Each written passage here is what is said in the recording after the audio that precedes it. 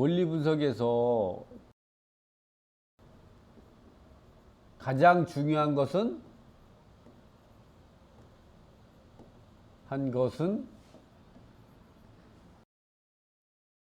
권리 분석이라고 생각하는데 이 권리 분석 가장 중요한 건 우리가 권리 분석이라는데 이 사람들이 말하는 권리 분석은 우리가 이제 등기부하고 플러스 경매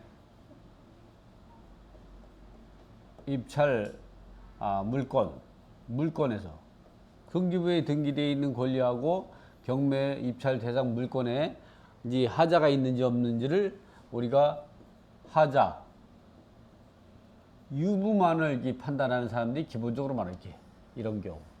근데 사실은 이것도 중요하죠. 이것도 중요한 포인트지만 이거보다 더 중요한 건 뭐냐면은 물건 분석이다. 물건 분석이다. 이 물건 분석을 하려면은 현장 답사를 통해서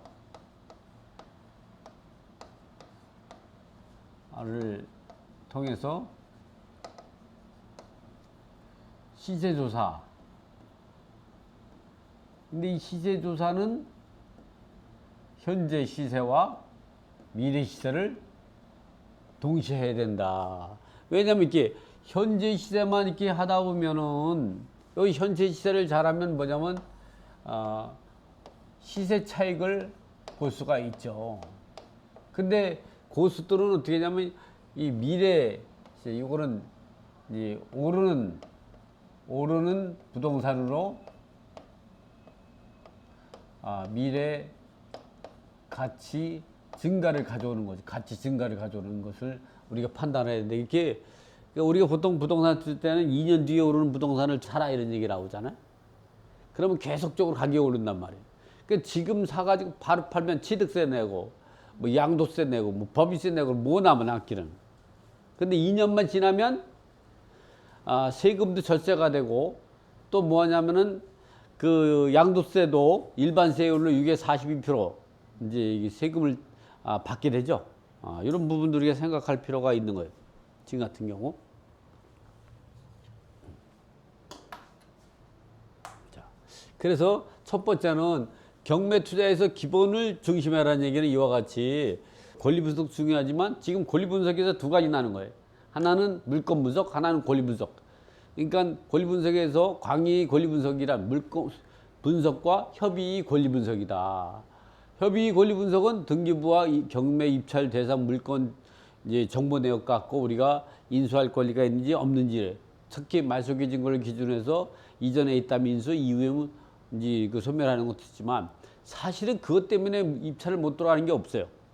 그건 뭐 거의 사실 경매 절차에서 이렇게 말소 기준 권리가 있다. 이 말소 기준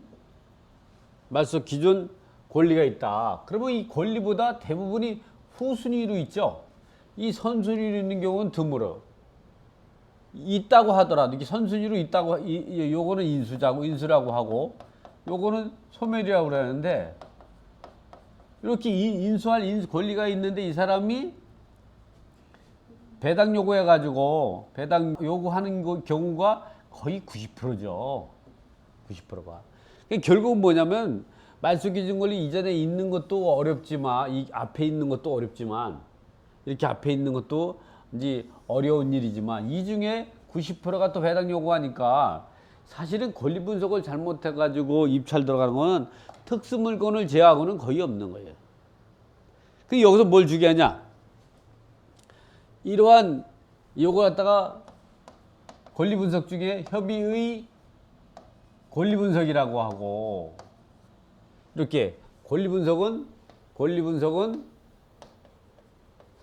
이렇게 협의 권리 분석만 있는 게 아니라 권리 분석은 또 하나는 이 현장 답사를 통한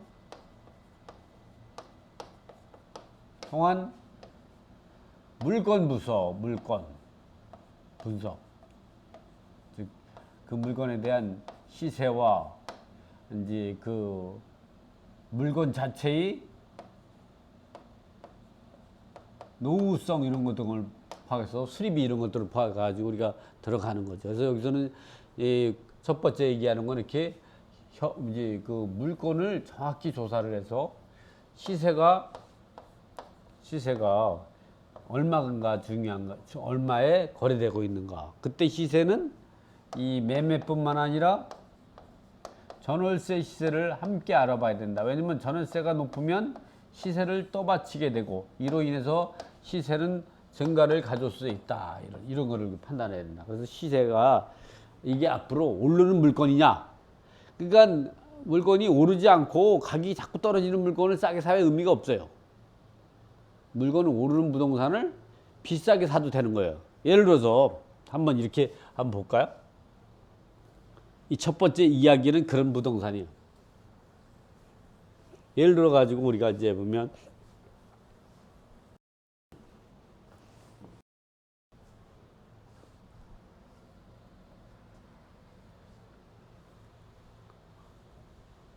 예를 들어 한번 좀 보자 보면은 이런 경우가 있어요. 예를 들어서 부동산이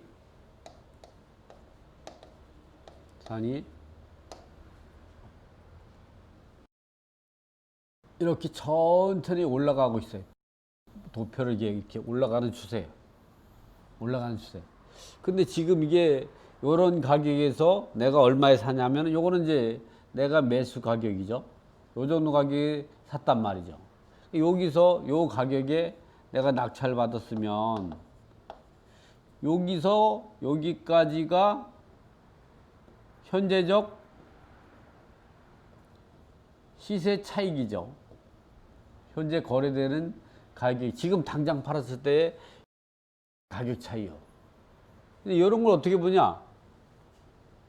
한 500세대에서 1000세대 정도 되는 아파트에서 주택에서 매물이 이제 그 급매물로 한 개가 나와 있다. 그리고 그 다음 매물은 뭐 예를 들어 한 개가 얼마냐?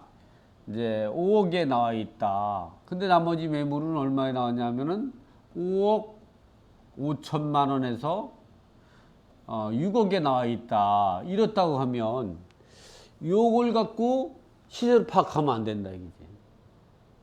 이럴 때에는 우리가 5억 5천까지는 아니어도 5억 여기서 여기에 중간 쌓인 5억 3천만 원을 시세로 보고 판단을 해라. 입찰. 그렇게 된다면 어떻게 하냐?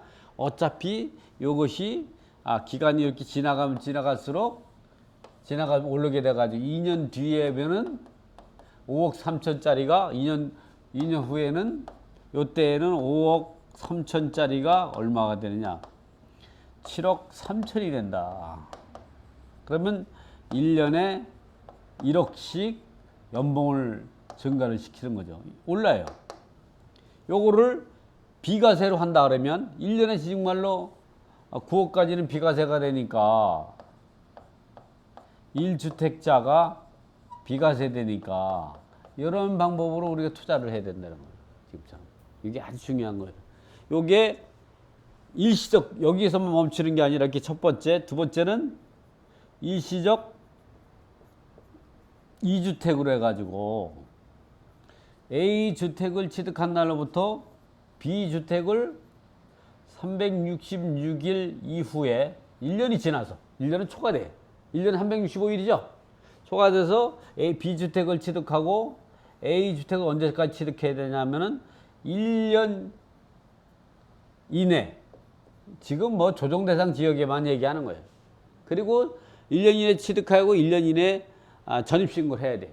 그럴 때 이 정책도 우리가 이건 조정대상 지역, 조정대상 밖에서는 어떻게 하냐? 3년 이내. 3년 대신. 이거는 이제 3년 이내 취득하면 된다. 그리고 요런 두 가지 방법을 우리가 잘 설명하면 수익을 증가를 가져올 수 있죠. 그래서 무주택자인 부분들이 이런 걸 잘 이용을 해야 된다. 왜냐하면 아무리 투자해서 부동산 많은 게 없어요. 투자해서 부동산만큼 투자 수익을 갖다 주는 게 없더라고. 내가 봤을 때 부동산만큼 투자 수익을 갖다 주는 게 없어요. 주식을 투자하잖아? 주식이 돈을 벌 것 같죠? 못 벌어요. 근데 부동산은 그냥 이제 이렇게 딱 하잖아 하면은 사실 1년에 1억씩 벌고 막 이래. 특히 요즘 같은 경우. 물론 가격이 떨어질 땐 또 안 그렇지만, 그러니까 어떻게 보면, 그러니까 우리도 이제 그 메뚜기도 한철이라고 말이야. 어? 돈 벌 때 벌고, 가격이 떨어질 때는 좀 더 쉬어가고, 이렇게 하면 돼요. 지금 같은 경우는 조금 투자해도 괜찮은 그러한 분위기에 있다. 그래서 이제 이런 부분들을 설명. 그래서 제일 중요한 부동산 투자할 때는 이렇게 생각한 거로 투자해라.